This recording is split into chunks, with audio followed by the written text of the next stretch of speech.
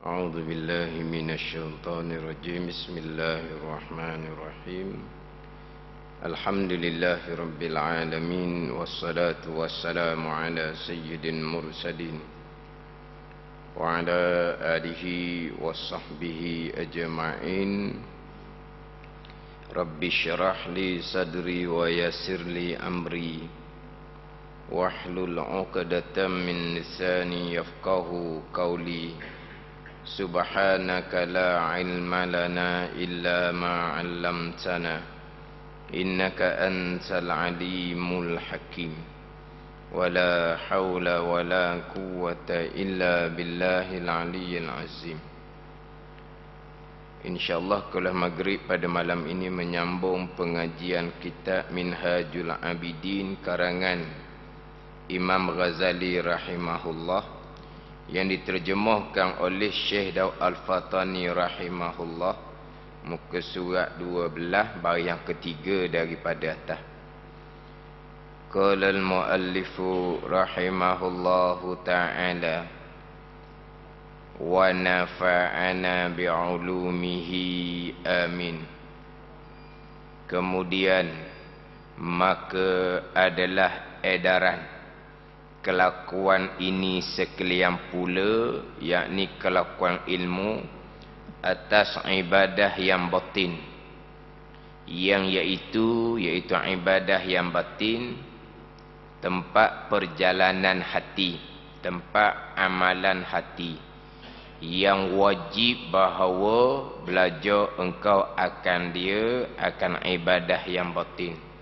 Kemudian, yakni kemudian daripada terdahulunya beredar ilmu, berkisar ilmu atas ibadah yang zahir, iaitu ibadah zahir ini ilmu fiqh. Kemudian selepas beredar ilmu atas ibadah zahir fiqh, berkisar pula ilmu atas ibadah yang batin, ilmu tasawuf, yang mana ibadah zahir fiqh, ibadah batin tasawuf dibina atas ilmu yang pertama, iaitu ilmu mengenal Allah Subhanahu wa taala, ilmu tauhid, ilmu akidah, ilmu pembicaraan berkaitan dengan iman. Yang mana ketiga-tiga ilmu yang berkaitan dengan tauhid, pegangan, ilmu yang berkaitan dengan ibadah zahir fiqh, ilmu yang berkaitan dengan ibadah batin tasawuf, ketiga-tiga ilmu inilah yang wajib didahulukan atas ibadah. Wajib didahulukan ketiga-tiga ilmu ni atas amal ibadah. Sebagaimana sabda Nabi sallallahu alaihi wasallam, al-ilmu imamul amali wal amalu tabi'uh. Bermula ilmu menjadi imam, menjadi ikutan kepada amalan, amal ibadah, dan amal itu, ibadah itu mengikut akan dia, akan ilmu. Ilmu menjadi ikutan bagi amal, dan amal itu mengikut akan dia, akan ilmu. Ilmu mana ni? Ilmu yang pertama ilmu tauhid, kemudian ilmu fiqh berkaitan dengan ibadah zahir, kemudian ilmu tasawuf berkaitan dengan ibadah batin.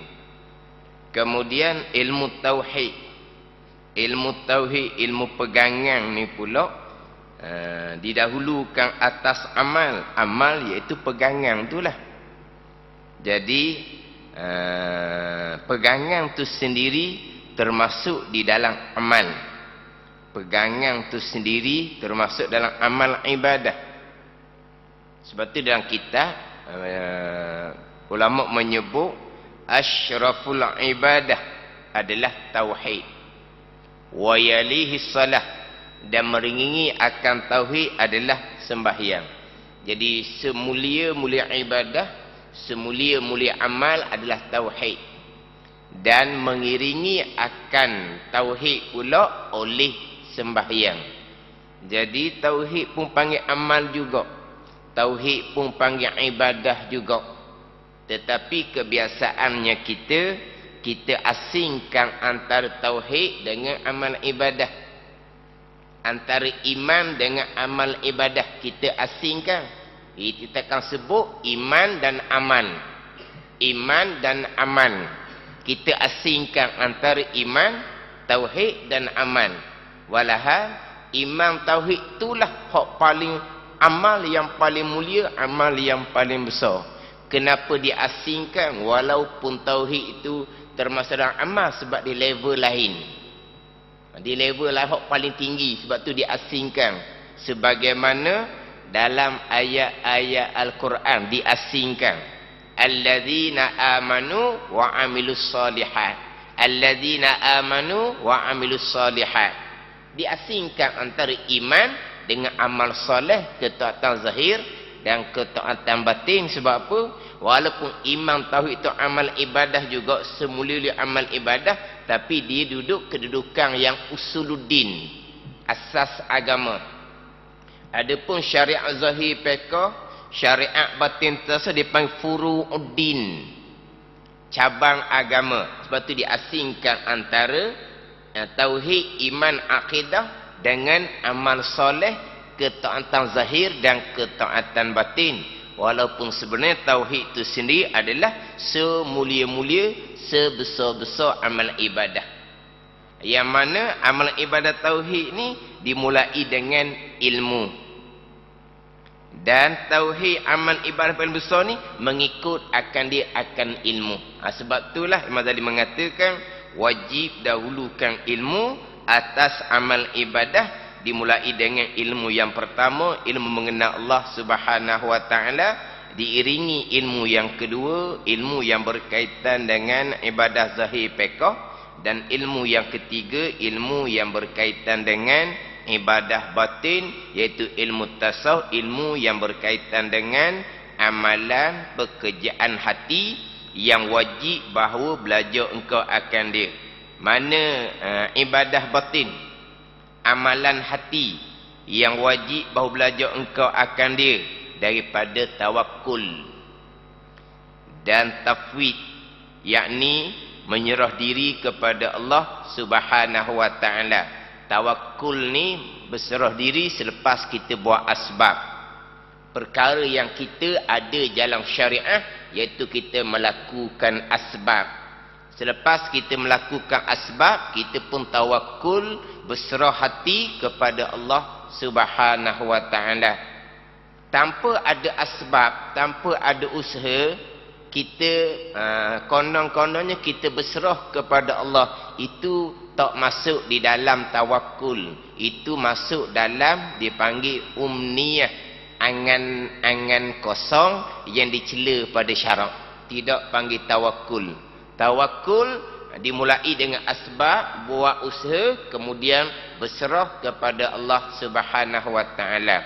Adapun tafwid, ini menyerah bulat-bulat kepada Allah pada perkara yang tak sapa.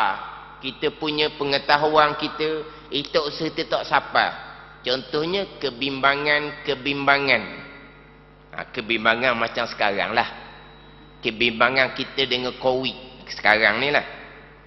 Keluarga kita, anak cucu kita duduk jauh-jauh, maka timbul kebimbangan di dalam hati kita. Anak kita pula duduk di tempat hak merah. Faham tak hak merah kita? Faham tak?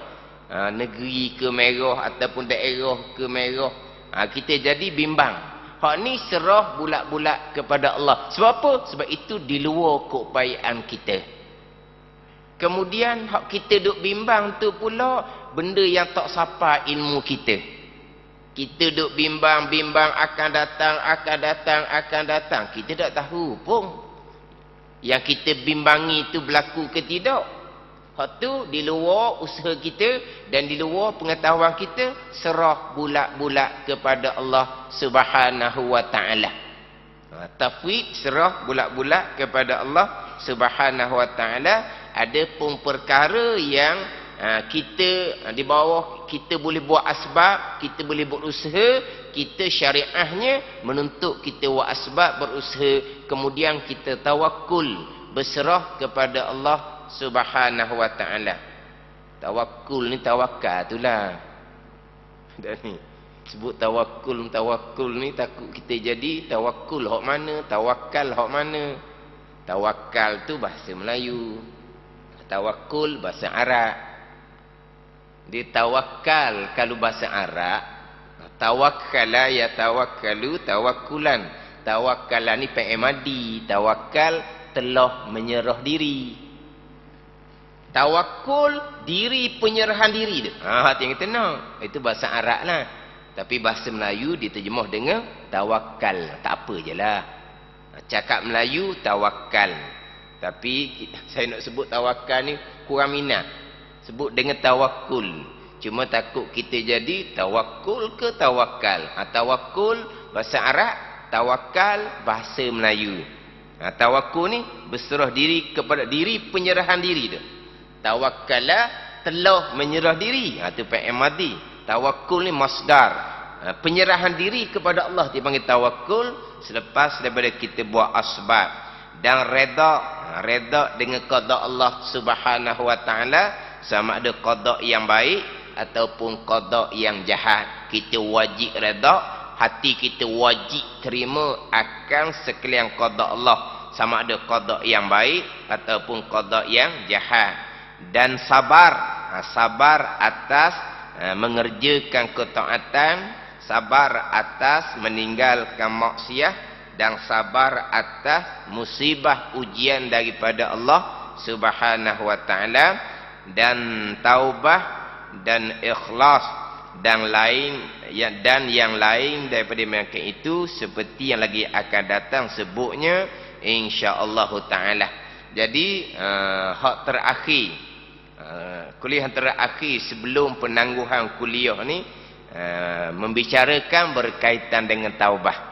Tapi selesai dah kita cerita hak berkaitan dengan taubah.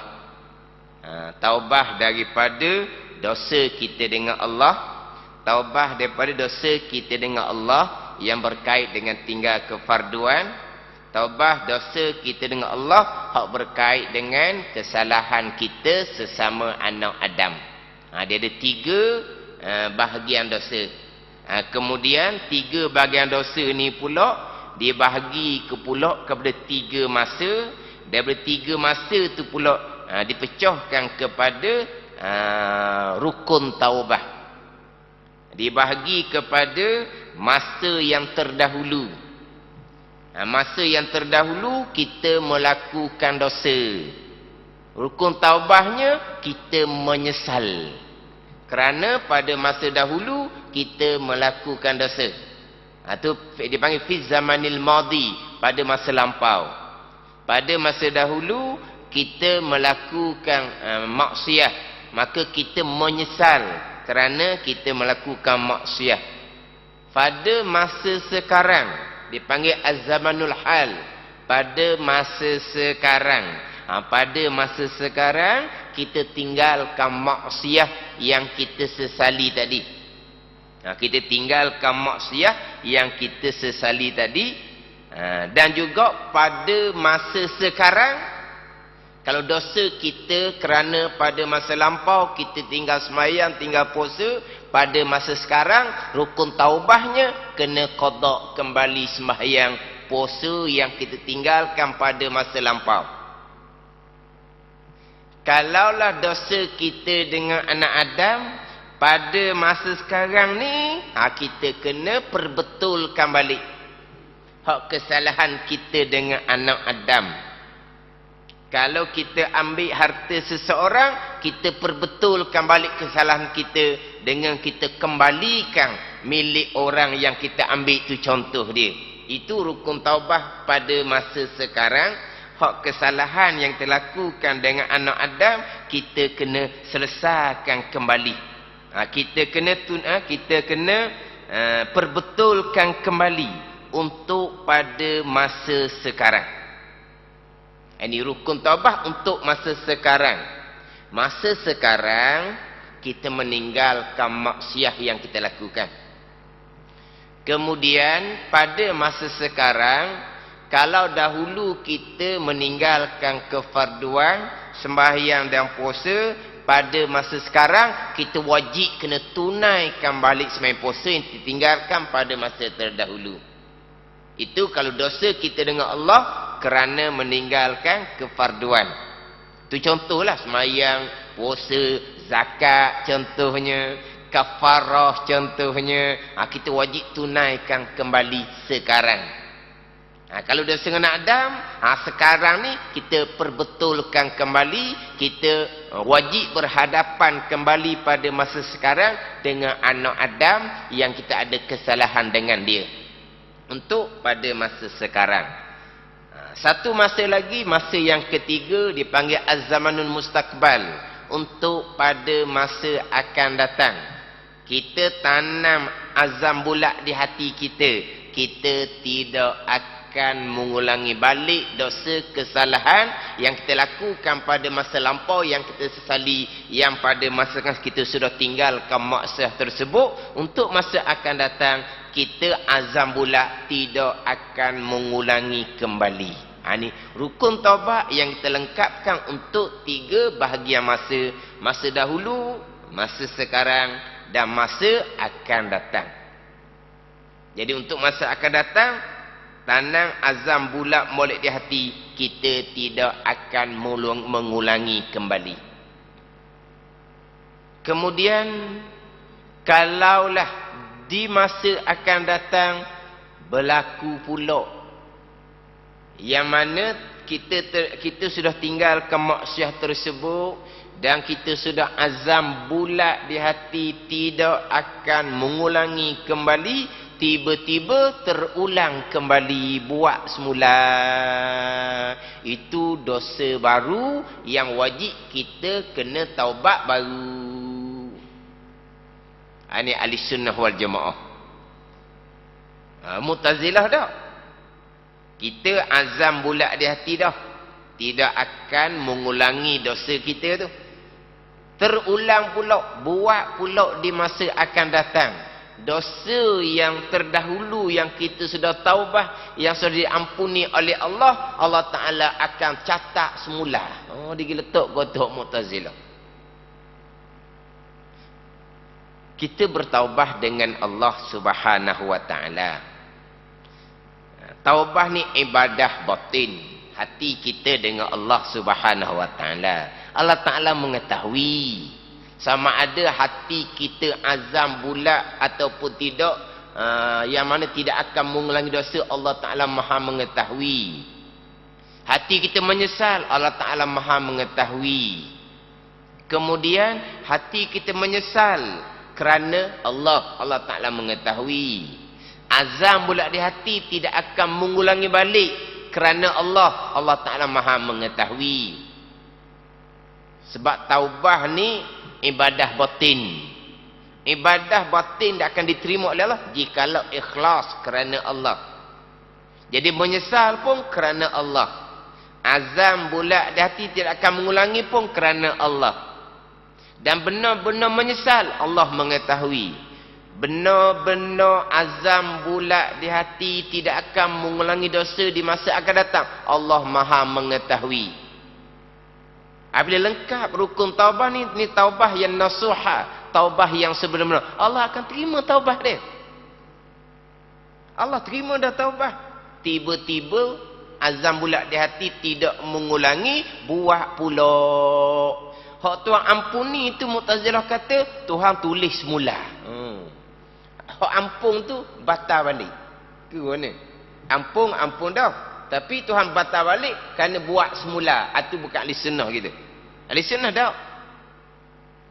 Hak dosa lampau yang taubah dengan taubah yang sebenar-benar Allah Maha mengetahui taubah itu sebenar ataupun tidak, Allah Ta'ala telah ampuni.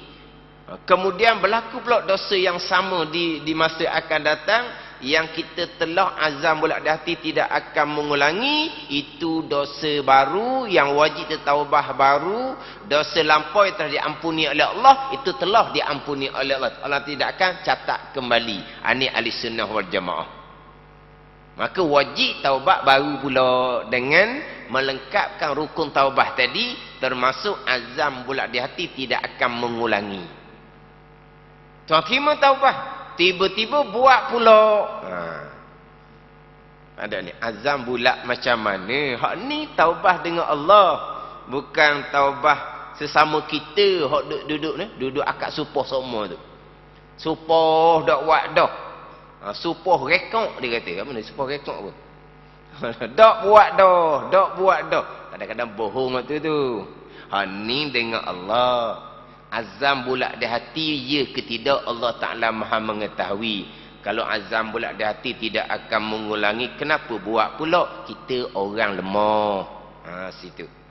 Kita orang lemah. Taubah baru. Melekatkan rukun taubah pula.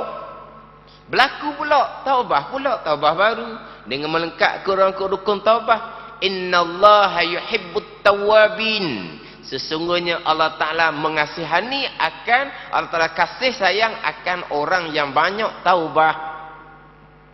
Tuhan mengasihani, Tuhan kasih sayang pada orang yang banyak taubah. Kita maklumlah, kita bukan maksum, sentiasa berlaku kesalahan. Taubah dengan melengkapkan rukun taubah, berlaku pula taubah.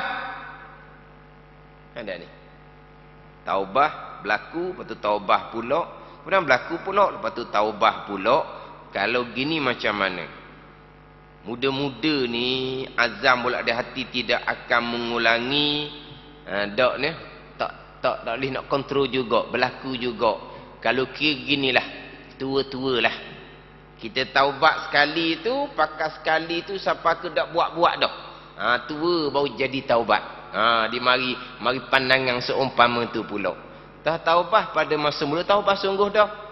Azam bulat di hati sungguh dah tak mau mengulangi, berlaku pula taubah pula. Azam bulat di hati tidak akan mengulangi, berlaku pula. Maduk begini, tunggu tua-tua lah. Tua-tua ni kira-kira mana kalau tua? Oh, tua pun boleh tentu juga, hati muda. Ketika kalau tua ni taubah sekali tu pakai dak buat dah. Kira tua-tua lah. Main taubah buat macam tak ada kerja ni. Taubah bila kita tua, timbul pandangan seumpama tu, sekali fikir macam ya pun seumpama tu, itu adalah tipu daya syaitan. Mana kita tahu pada masa akan datang, masa tua kita siapa umur situ? Umur kita panjang ke? Mana kita tahu? Kita mati bila-bila masa. Nanti tua tahu ke kita nanti tua? Umur kita ni siapa ketua? Yelah, kita taubahkan berlaku pula. Mana kita tahu berlaku pula di masa akan datang? Kita sudah tanam bulat di hati tidak akan mengulangi. Cukup lah. Di masa akan datang, kita tahanlah diri kita. Kita jagalah diri kita. Kita panggil al-kafu anin nafsi. Mana kita tahan diri kita. Daripada mengulang, kita kena mujahadah nah. Berlaku pula nanti kan? Kita tak tahu hak nanti. Dengan perlindungan Allah Subhanahu Wa Taala tak berlaku dah kita dosa yang sama tu. Ataupun kita dimatikan oleh Allah sebelum berlaku dosa yang sama tadi. Kalau berlaku bertaubah pula.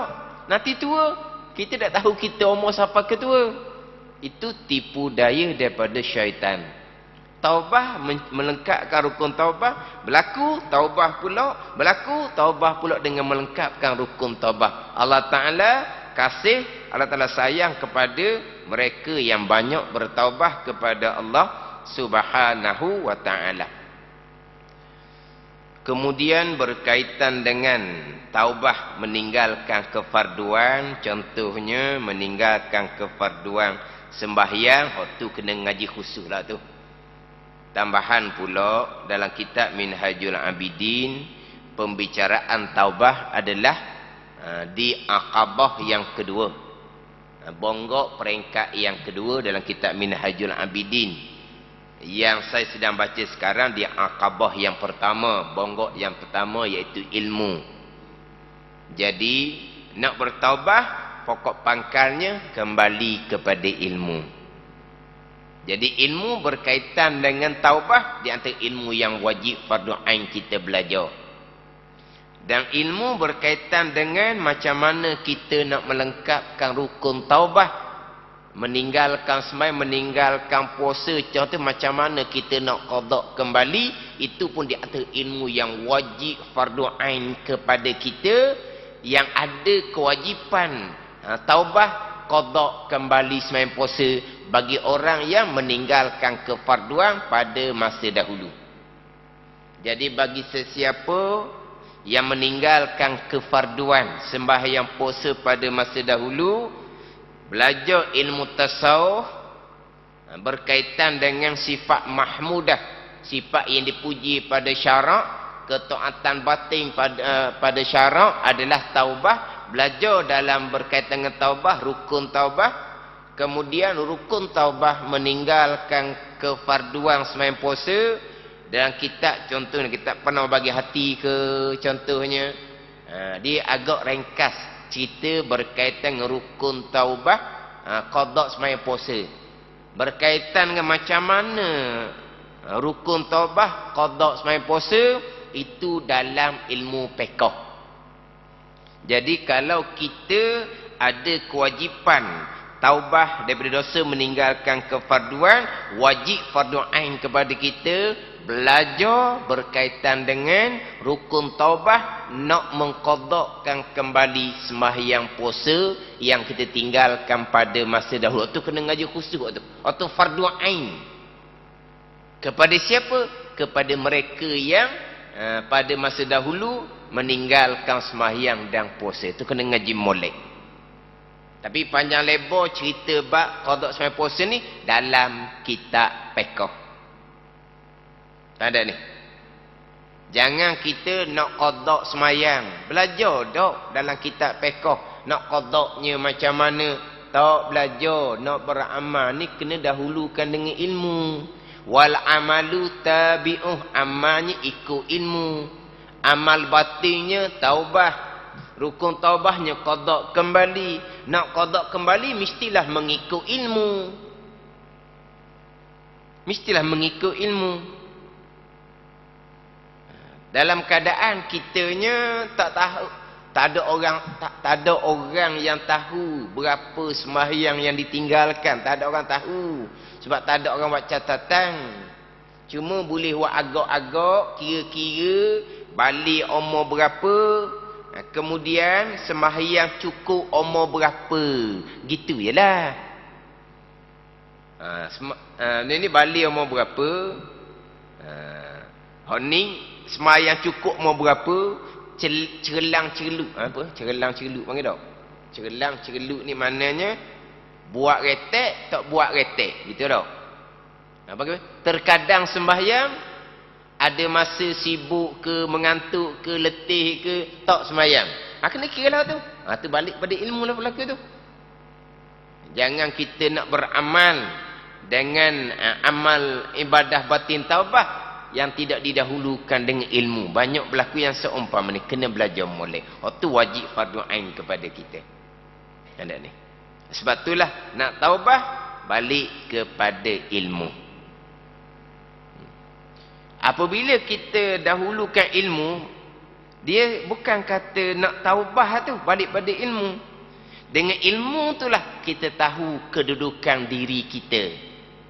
Tahu dosa-dosa lampau yang kita kerjakan. Tanpa ilmu kita tak tahu dosa lampau kita. Yang paling besarnya dosa akidah. Tapi ilmu kita tak tahu pun akidah kita tu akidah yang berdosa. Sebab itulah didahulukan dengan ilmu. Baru bicara bab taubah. Dengan ilmu barulah kita kenal dosa dan pahala. Tanpa ilmu kita takkan kenal dosa dan pahala. Kita faham ke pahala semayang. Lepas tu hak akidah. Dan semayang mana yang berpahala? Sembahyang yang berserta dengan ilmu barulah berpahala. Kalau sembahyang yang tidak berserta dengan ilmu, tak lengkap dia punya syarat rukun, sembahyang yang tidak sah, itu bukan berpahala, itu zanbun kabir, dosa besar. Jadi ilmu lah baru kita tahu dosa pahala hak nombor satu paling besarnya akidah. Dosa pahala hak berkaitan dengan syariat zahir. Barulah kita tahu dosa pahala hak syariat batin. Apa dosa hak batin? Dosa riak, dosa besar. Dosa takabur, dosa besar. Dosa hasad, dosa besar. Apa dia riak? Apa dia takabur? Tu fardu ain belaka tu. Kalau tak belajar hak ni semua, tak kena dosa dan pahala. Hak tak kena dosa dan pahala ni lah dia buat amal. Rajin nampak berjemaah 5 waktu. Rajin nampaknya semayang sunat. Rajin. Tapi macam mana dengan dosa pahala akidah? Tak tahu hujung pangkal. Macam mana dengan dosa riya, ujud, takabur, hasad? Tak tahu. Rajin semayang. Macam mana hukum hakang sembahyang? Tak belajar pun. Kira dah lah kita semayang dah daripada budak lagi. Semayang sama-sama dah. Tapi ilmunya macam mana? Rajin berjemaah. Belajar tak syarat berjemaah. Tak ada ni. Jadi kalau buat amal seumpama ni tanpa didahulukan dengan ilmu, tak panggil amal ibadah. Dan kitab Sirajut Talibin, syarah pada kitab Minhajul Abidin, falaulahu lam takun ibadah. Tapi ilmu tak panggil amal ibadah. Nampak rajin, nampak sungguh tu zahir sahaja. Terutama sekali, ilmu berkaitan dengan pegangan. Dalam kitab Minhajul Abidin, berkaitan dengan dosa ni, didatangkan 2 dosa. Satu dosa usul dipanggil. Satu dosa furu'. Dosa usul ni dosa akidah. Diletak level yang lain. Level yang kedua, peringkat yang kedua, dosa furu'. Dosa furu' ni, dosa tinggal semayang, dosa tinggal puasa, dosa riak, ujud, takabur. Dia diletak satu level, satu kedudukan, dia panggil dosa furu' agama. Tapi yang paling besarnya dah dosa usul. Dosa usuluddin, dosa akidah. Itu dia letak level lain. Dia kalau kira kita lah, kalau sebenar-benar kita dapat didikan sebagaimana yang diwajibkan kepada ibu bapa kita, diwajibkan kepada kita sebagai ibu bapa kita dengan anak-anak kita. Kita ada ibu bapa, mereka ada kewajipan. Kita sendiri ibu bapa, kita ada kewajipan kepada anak cucu kita. Kalau kita sebagai ibu bapa, kita menunaikan kewajipan kita menyempurnakan ilmu agama kepada anak-anak sebelum masuk umur dewasa. Dewasa di situ dengan makna sebelum masuk umur baligh. Kalau kita melengkapkan ilmu agama yang secukup sebelum masuk umur baligh, dimulai dengan ilmu akidah Ahlussunnah wal Jamaah, kemudian anak kita pun baligh dalam keadaan berpegang dengan akidah Ahlussunnah wal Jamaah, tak ada dah dosa akidahnya. Bab akidah ni tak gerak dah. Kita berpegang satu-satu pegangan, tak gerak dah. Pegangan itulah insya-Allah sampai kita mati. Tak ada dosa akidah. Yang nak kita kena kira ni dosa furung agama. Dosa hak zahir, dosa mata, dosa telinga, dosa lidah, dosa kaki tangan, dosa zahir. Itu yang kita nak kira. Lepas tu dosa riak, ujud, takabur. Ilmu cukup dah. Kadang-kadang amal kita tak cukup. Ilmu cukup. Sampai masa semayang tak cukup. Puasa tak cukup. Masa duduk dengan mak ayah cukup. Duduk sini tak cukup. Itu dia panggil dosa furu'. Bang akidah duduk mana pun tetap dah. Tak ada ni. Bang akidah duduk mana pun tetap dah. Kita berpegang dengan akidah Ahlussunnah wal Jamaah. Yang mana ilmu bab akidah ni ditanam oleh ibu bapa sebelum anak masuk umur baligh.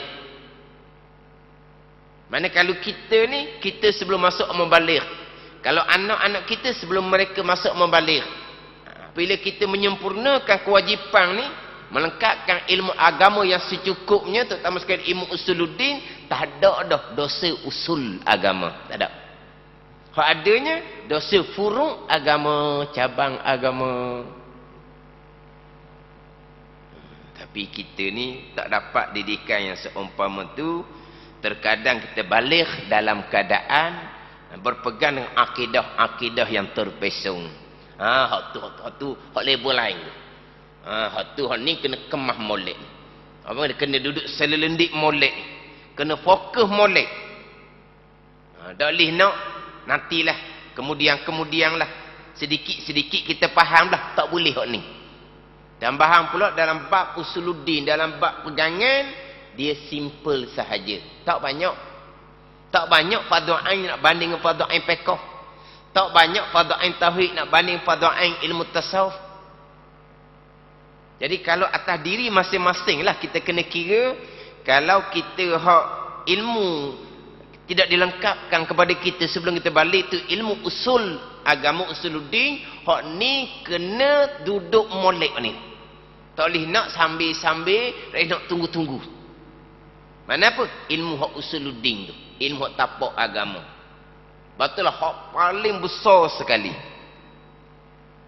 Tuntutan yang paling besar sekali, yang mana ilmu bab akidah mengenal Allah, mengenal Rasul ni, ilmu untuk melengkapkan keenam rukun iman ni, diwajibkan kita memulai ajar anak kita bukan umur 7-8 tahun. Semayang umur 7-8 tahun lah kita ajar anak kita hukum hakam semayang. Bab akidah ni anak-anak kita faham sedikit sebanyak. Apa yang dia ajar kita mula dah slow ajar. Ni sebab apa? Ini usul agama. Biar anak kita lengkap dengan akidah ahli sunnah jemaah sebelum masuk umur baligh. Baligh dalam ada berakidah dengan akidah yang sebenar, tak ada dah dosa usul. Sebab tu nak kitab Minhaj, dosa usul dibicara sempitah lalu je, ringkas saja. Yang panjang bicara adalah dalam kitab Minhaj, di akabah yang kedua bicara taubah, yang panjang dah dosa furu' agama, cabang agama. Dosa hak zahir dan dosa hak batin. Tapi pokok pangkalnya kembali kepada ilmu. Tanpa ilmu tidak dinamakan seseorang itu bertaubat. Mala yutlibul ilm falaisa bitaib. Sesiapa yang tidak menuntut ilmu agama, dia bukan orang yang bertaubat. Walaupun nampaknya duduk majlis surah sekalipun, tapi kalau tidak melengkapkan sekurang-kurang asas fardu ain, tauhid, fiqh, tasawuf, tidak dinamakan seorang ini bertaubat. Sebab apa? Sebab tak kena pun dosa dan pahala.